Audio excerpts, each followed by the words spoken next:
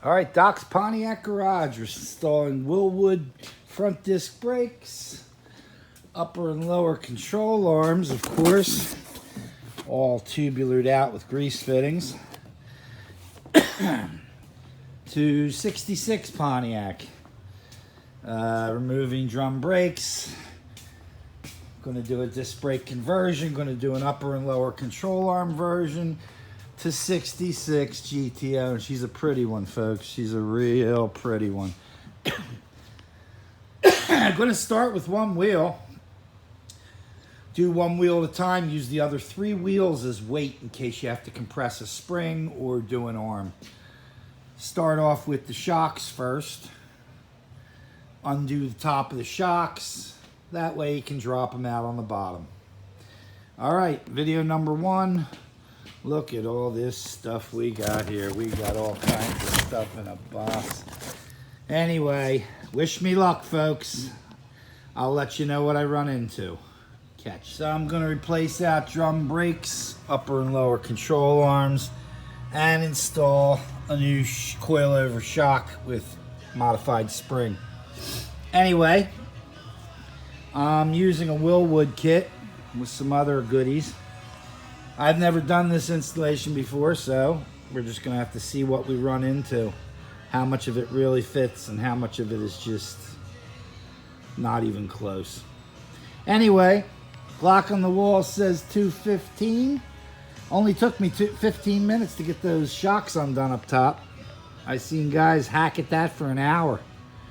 Anyway, Doc's Pontiac garage, doing a front axle.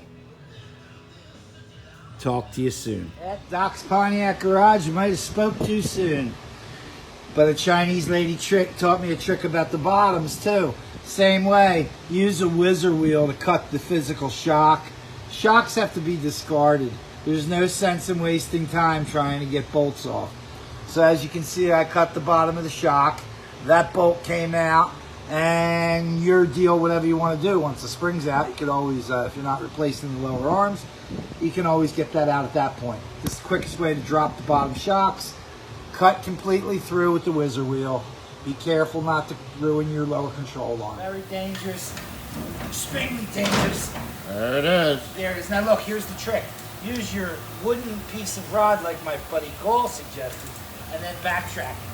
In other words, use the wood as the There it is. Those are the tools you need.